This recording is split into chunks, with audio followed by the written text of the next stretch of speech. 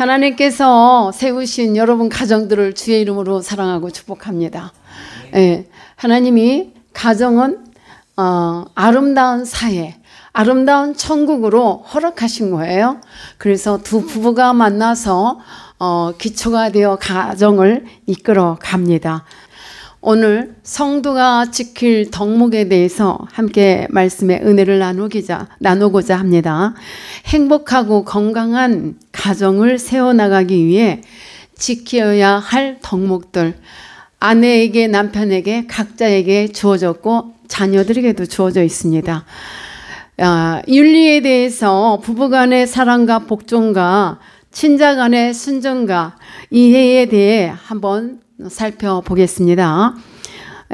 부부간의 윤리에는 하나님의 창조 질서가 적용되었습니다.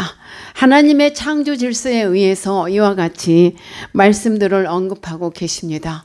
우리 가정에서 부부간에는 복종과 사랑의 이 사랑이 필요합니다. 부부간에 있어서 사랑이 없으면 아무것도 소용이 없다 했어요.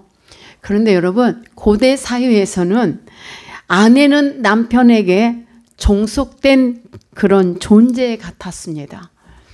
아내를 남편의 소유로 간주되는 경우도 있었고요. 그러나 그리스도로 말미암아 복음은 남녀노소 주종이 인격적으로 평등하다는 그런 주종관계 여러 가지 이런 것들이 평등하다는 관념을 내포하고 있고, 또 따라서 당시에는 그리스도교 가정에서는 복음의 자유를 경험한 아내들이 남편의 권위에 도전하는 경우도 발생하므로 그리스도의 가정에서 부부간의 도리가 강조되었습니다. 우리가 계속 신약 강의 말씀을 듣는 중에 있었지요. 우리 주님을 통해서 여성들이 이제 여성 상위 시대라고 하는데, 그 말도요, 주님께서 고대 사회에 잘못된 그런 개념을 다 무너뜨리신 거예요. 그리고 여성에게도 참된 가정 안에서의 부부간의 평등함을 주님께서 만들어 주신 겁니다. 자, 고린도전서 11장 3절에 보면요, 남자의 머리는 그리스도, 그리스도의 머리는 여자, 그리스도의 머리는 하나님이시다라고 이렇게 기록을 하는데요. 부부는 가정의 기초인 까닭에 부부간의 올바른 도덕적인 삶은 사회적인 기초가 되었던 것입니다. 참 중요한 것이 이 사회가 가정에서부터, 부부에서부터 시작이 돼요. 그러므로 올바른 도덕적인 삶은 사회적인 기초가 된 부부간의 삶입니다. 이는 가정의 화목과 가치관을 세워서 건강한 가정을 세워갈 수 있게 된 것입니다. 아내와 남편은 인격적으로 동등함을 말씀하고 남편과 아내의 의무가 있음을 명시하고 있습니다. 이와 같은 의무와 자기 역할을 잘 감당해 나갈 때에 그런 가정은 그 어떤 가정도 사랑이 있고 화평이 있고 행복한 그런 건강한 가정으로 넘치는 축복이 있을 줄 믿습니다. 이게 필요해요. 먼저 아내의 미덕은 남편에 대한 순종입니다. 순종. 18절 말씀은 아내들아 남편에게 복종하라. 이는 어디서? 주 안에서 마땅하다라고 기록되었습니다.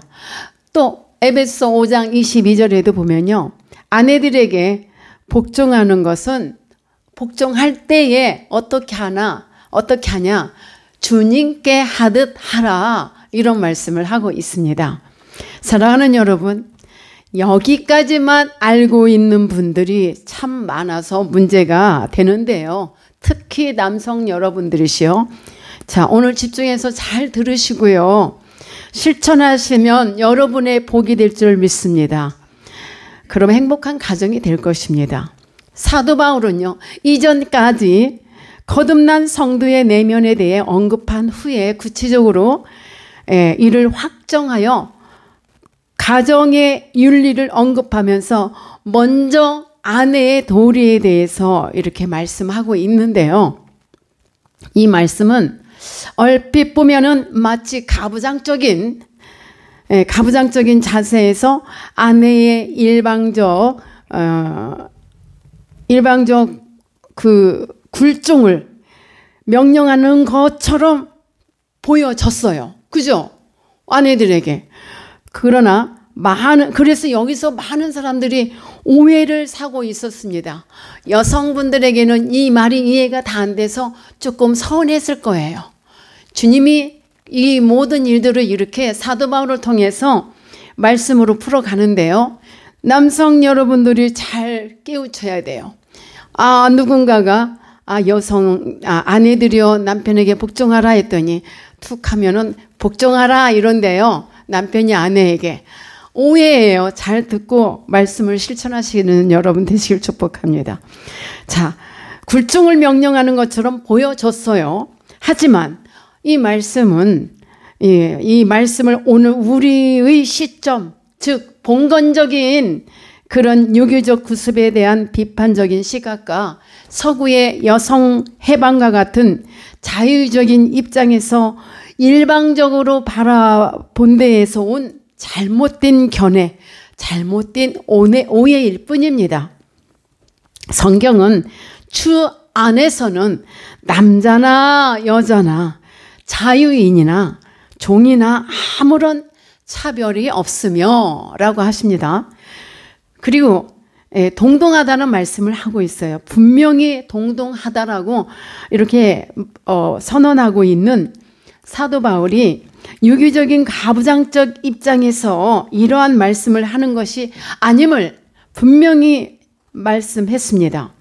갈라디아서 3장 28절 또 골로새서 3장 11절 이 말씀을 보면요. 유대인이나 헬라인이나 종이나 자유인이나 또 남자나 여자나 누구든지 그리스도 예수 안에서 하라. 어떤 말씀을요? 이제 앞으로 전해지는 말씀도 계속 이와 같이 하라는 말씀입니다. 원래요. 복종하라는 이 말의 헬라어는 군대 용어로 계급대로 정렬하다라는 그런 의미를 가지고 있는 언어예요. 즉 낮은 계급에 있는 자는 상위 계급자의 말에 복종하라는 것입니다. 하지만 이 성경에는 어떤 우열 개념도 들어있지 않습니다. 계급이 낮다고 해서 더 열등한 것도 높다 하여 그 자체로 우월한 것도 아니고 다만 본질은 동등하되 군대가 존재하는 목적을 이해해 그렇게 해야 한다는 것을 말하는 것입니다. 이해가 되십니까? 대표적인 예로 하나님과 예수님을 통해 분명하게 볼 수 있습니다.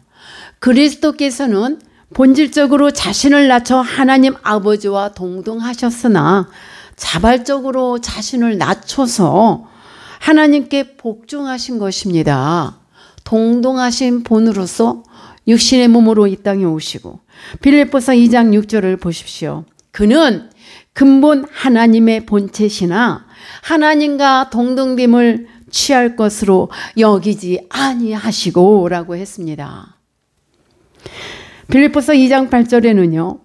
뭐라고 하시냐면 사람의 모양으로 나타나사 자기를 낮추시고 죽기까지 복종하셨다라고 십자가에서 죽기까지 복종하셨다라고 이렇게 말씀하시는 거예요. 하나님께서 여기서 스스로 낮아지신 주님을 어떻게 하셨습니까? 빌립보서 2장 10절에 보니까 하늘에 있는 자들과 땅에 있는 자들과 땅 아래에 있는 자들로 하여금 무릎을 꿇게 모든 무릎을 예수님의 이름 앞에 꿇게 했다 이 말입니다. 그럼 주님이 하나님과의 동등하지만 스스로 낮아지고 십자가에서 죽기까지 복종하심으로 말미암아 이렇게 하셨지만, 고난과 고통을 겪으셨지만 하나님이 어떻게 하셨다? 이 땅에 있는 모든 만물 위에 높여주시며 무릎 꿇게 하셨다는 말씀입니다. 더 높여주셨다는 말씀이죠. 그 다음, 자, 남편들은 어찌해야 할까? 여러분들, 우리 남편들에게 말씀을 또 전합니다. 아내를 존중해야 하는 것입니다. 때문에 바울 사도가 남편들에게 아내 사랑하기를 조건을 제시합니다. 이 사랑은 보통 사랑이 아닙니다. 그리스도께서 사랑하신 사랑을 말하고, 그 사랑이 뭐냐? 그리스도께서 십자가에서 죄인을 부르시며 죽으셨던 그와 같은 사랑을 말하고 있습니다. 그러니까 죽기까지 사랑하라, 아내를 사랑하되 죽기까지 사랑하라는 말씀을 하고, 덧붙여서 아내를 또 괴롭히지 말라는 말씀까지 하고 있습니다. 아내를 사랑하되 주님께서 교회를 사랑하신 같이 죄인을 살리기 위해 죽으신 같이 사랑하는데 복종하지 않을 아내들이 있습니까? 만약에 그렇다면은 이 아내들은 잘못된 것이요, 하나님 앞에 혼날 것입니다. 그래서 남편인 여러분들은 아가페적인 사랑을 행하면 그 가정은 천국 가정이 될 것입니다.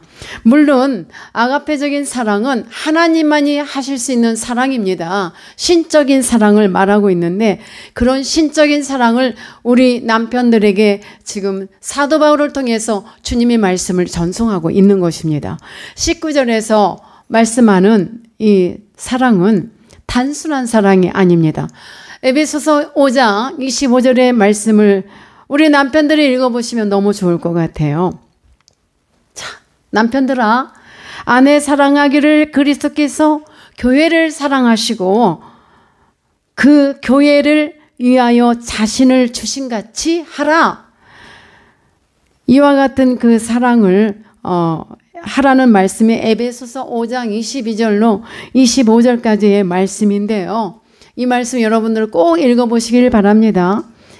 성경에서 왜 아가페적인 이 사랑을 말하고 있습니까? 그 이유는 이 세상의 모든 남녀들은 어떻게 시작을 하나? 에로스적인, 거의가 다 에로스적인 사랑으로 그 사랑에서 출발을 하고 결혼을 하고 이와 같이 갑니다. 그런데 이와 같은 사랑이 견고하게 흔들림 없이 계속 이어지면 너무나 아름답고 좋은데 그렇지가 못하다는 거죠. 그러한 현실을 우리가 많이 볼 수가 있습니다. 그렇기 때문에 우리 남편들에게 성경이 요구하고 있는 그 사랑, 아내를 향한 사랑은 아가페적인 사랑을 지금 말하고 있는 것입니다. 사랑하는 남성들이요, 사랑 여러분, 우리 하나님께서는 여성들에게 주신 그 특별한 은혜가 있어요. 그 은혜가 뭐냐? 여성의 셈은 우리 남성들이 감히 상상할 수 없는, 그런 상상하는 것보다 더 훨씬 깊어서 퍼올릴수록 새로운 샘물이 있습니다. 그 샘물이 끝없이 솟아나오고 있다는 말씀이에요. 자, 세상에 바람피는 남성 여러분, 가정으로 빨리 돌아가십시오. 아내의 깊은 샘에서 사랑과 환희의 샘물을 퍼올리시기를 축복합니다. 왜냐하면은 그 귀한 샘물을 바로 가까이 두고 그 바깥에 값싼 샘물을 끼웃거리며 찾아다니지 마십시오.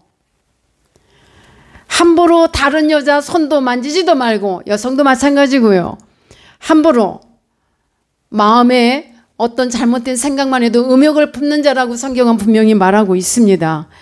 아내는 남편에게 복종하고 남편은 아내를 아가페적인 그 사랑으로 사랑을 하며 가정을 한번 이끌어 가보세요.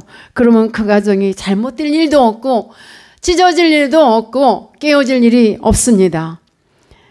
가정을 파괴하며 이렇게 잘못된 행동으로 나가는 아내들도 많이 있습니다. 그러나 하나님을 만난 여성이라면 그 아내는 반드시 남편에게 순종하고 복종하며 행복을 함께 나누기 위해서 각자 아내의 의무, 남편의 의무를 잘 하기 위하여 책임을 잘 감당하고 그 의무를 감수하기 위해서 서로가 애쓸 줄 믿습니다.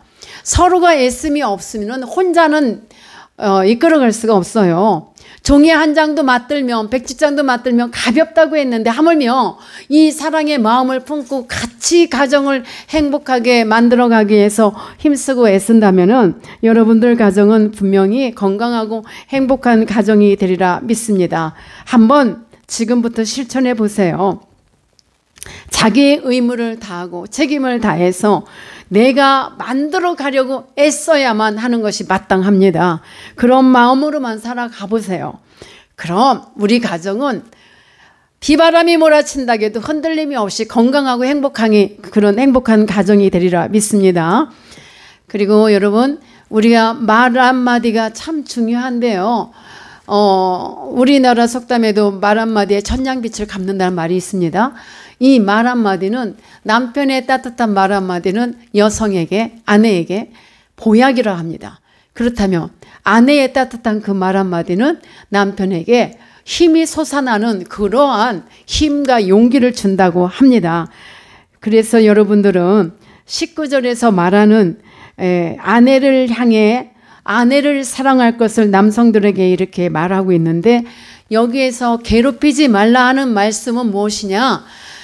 내가 세상에서 즐기던 것, 내가 하던 것, 이런 것들을 끊어버려야 돼요. 왜? 아내가 싫어한다면, 아내가 힘들어하면 그걸로 인한 것들로 인해서 가정에 또 불화가 일어납니다. 그래서 여러분은 아내가 싫어하고 아내가 힘들어하는 부분은 아내가 괴로워한다는 것을 좀 인지하고 우리 남성들은 그걸 버리기를, 그런 행동을 다 끊어버리기를 축복합니다.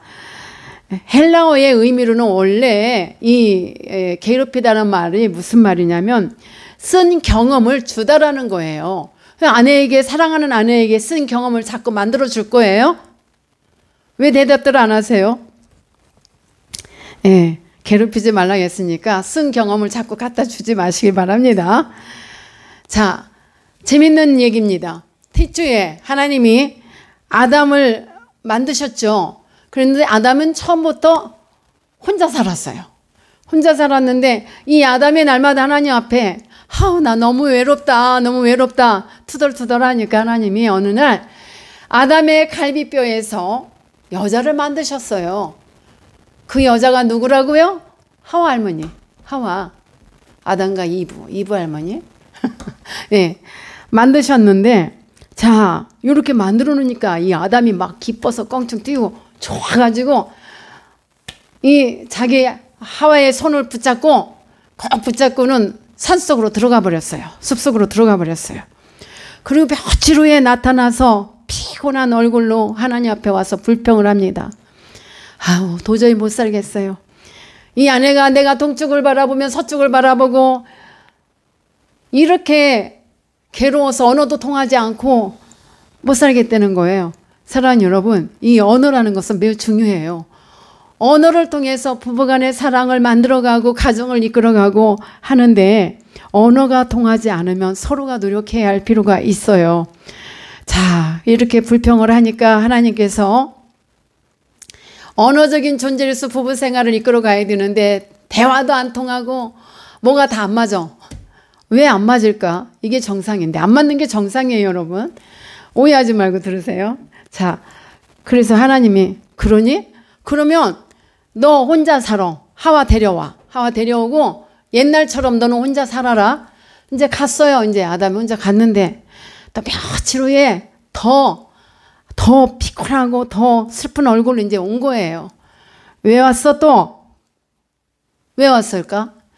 하나님, 그래도 하와가 있어야 되겠어요. 혼자는 못 살겠어요. 혼자 못 살겠어요. 그러고 온 거예요. 자, 수척한 얼굴을 해서 이렇게 하나님 앞에 다시 왔어요. 그래서 하와를 돌려달라고 이제 아담이 이제 투덜대서 다시 돌려주셨어요. 자, 여러분, 왜 안 맞을까요? 하나님이 원래 그렇게 지으셨어요. 하나님이 남성과 여성을 다르게 지으셨다니까요.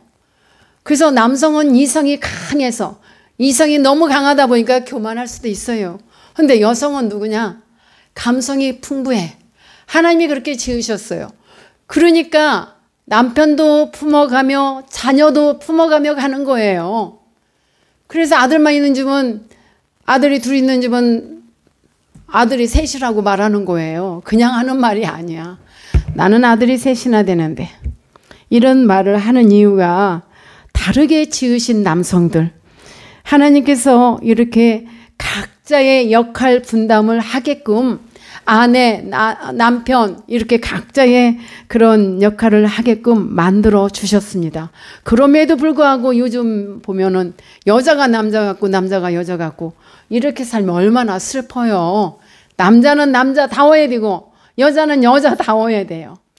그러니까 그런 말이에요. 아우 천성 여자야. 그럼 내가 여잔데 저보고 여자라고 그래요. 내가 여잔데 그럼 여자 같아야지. 에? 남자는 남자 같아야 돼요. 그렇게 역할 분담하라고 이렇게 만들어 놓으셨습니다. 자, 재밌는 책이 있어요. 화성에서 온 남자, 금성에서 온 여자라는 그런 책이 있는데 그 책 안에도 보면은 그런 게 있어요. 남성은 이성으로 지어졌고 또 여성은 감성 중심이기 때문에 이 점을 망각하고 있다 보면 부부싸움이 일어나는 거야. 어떻게 너랑 나랑 똑같아. 다르게 지으셨다는데 그거 따지면서 싸우는 거는 하나님의 창조 질서를 파괴하는 거와 똑같아. 파기범이야.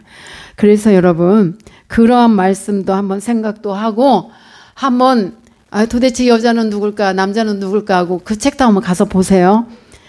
자, 그 다음에 이제 부모는 자녀에 대한 말씀인데 자녀는 그리스도 예수 안에서 너희 부모를 공경하라고 말씀했어요. 순종하라고. 그 말씀은 반드시 하나님이 무조건 유교적인 사상에 있는 우리 한국 사람들은요. 교회 가지 말라면 가지 마. 이게 순종이야. 하나님은 그리스도 예수 안에서 순종하라는 말씀을 이와 같이 적용하시길 바랍니다. 그리고요. 자녀가 또 부모가 할 일이 있는데 하지 말아야 할 일이 있어요. 부모는 자녀를 노엽게 하면 안 된다는 말씀이죠. 왜? 이 부모를 노엽게 하면은 자식이 부모를 원수로 여기는 일을 만들기 때문에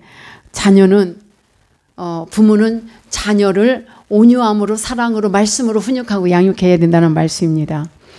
자녀는 부모님에 대한 관심과 사랑을 갖고 섬겨야 하겠고요. 자, 사랑하는 여러분, 하나님의 백성인 성도들은 이와 같이 지켜야 할 덕목들이 참 많이 있습니다만 시간 관계상 오늘은 요만큼만 이렇게 말씀을 여러분에게 전합니다. 이러한 말씀 안에서 복된 가정을 서로가 힘을 합해서 마음을 합해서 만들어가기를 힘쓰고 애쓸 때 여러분 가정은 건강한 가정, 행복한 가정, 서로가 충실하게 행동함으로 말미암아 축복된 가정이 되리라 믿습니다. 그러한 가정 되기를 축복합니다. 할렐루야. 아멘.